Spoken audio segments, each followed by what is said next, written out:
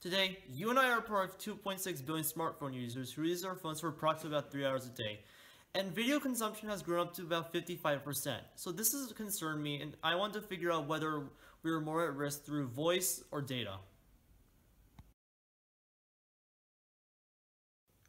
Hello, my name is Andrew Nazareth, and my project is about comparing electromagnetic radiation exposure from voice transmissions to data transmissions. And I got interested in this project because last year, the National Toxicology Program released a report saying that they have found a link between cancer and cell phone radiation in rats. And we use our phones for approximately about 3 hours a day for more diverse applications such as calling, texting, watching movies, playing games, etc. And consequently, I was curious to figure out whether these EMF exposures were worse in voice transmissions or data transmissions. As you can see here, the electromagnetic spectrum consists of two parts: non-ionizing radiation, which consists of low frequencies such as radio wave, microwaves, and infrared rays, and ionizing radiation, which consists of ultraviolet rays, X-rays, and gamma rays. And these are known to cause biological damage, and cell phone frequency operates from 1.9 to 2.2 gigahertz. Based on my research, my hypothesis is that cumulative data will emit more than cumulative voice, because with data, the user is receiving text, images, and sound simultaneously, whereas in voice, the user is only receiving sound. And also, as stated by the inverse square law, the further away you are from your cell phone, the less radiation you will be exposed to, as the EMF strength reduces with the reciprocal of the distance squared. Let's move on to the materials. So here are the materials I used. I used two different phones, Android LG 4S and iPhone SE, my Homedo virtual reality headset, Plantronics Bluetooth. I used tinfoil to act as my Faraday cage. I used a mannequin to represent the actual human head, and I used this 10-195 RF meter to measure the radiation. So what I would do is turn this 10-195 meter on and place its sensor in the back of this mannequin to represent the radiation coming into the brain.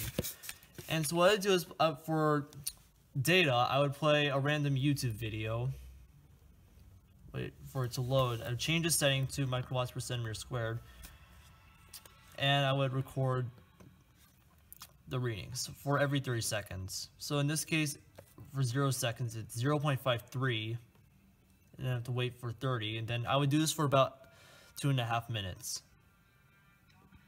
Now, as you can see in this bar graph right here, I listed out all the scenarios I did and compared them. This consists of the data set, which is YouTube, video games, virtual reality, video with of kitchen foil, and for the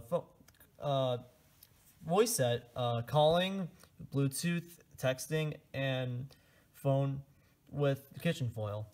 And as you can see here is all the voice transmissions. And Bluetooth has 78% decrease, and in the data transmissions, video games had a 58% decrease than compared to the YouTube.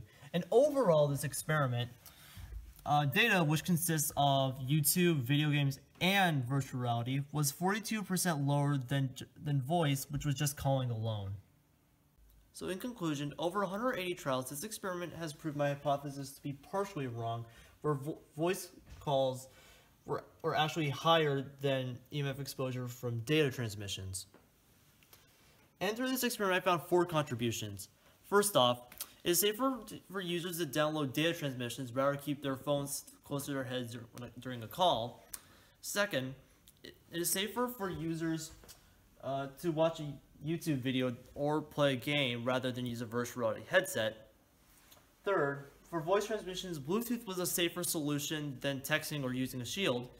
And fourth, now that scientists have found a direct link between EMF radiation to cancer in rats, keeping your phone away from your head is the safest and most inexpensive way to reduce radiation. So what's worse, voice or data? So in our connected environment, users are safer downloading data transmissions rather than making phone calls close to their heads.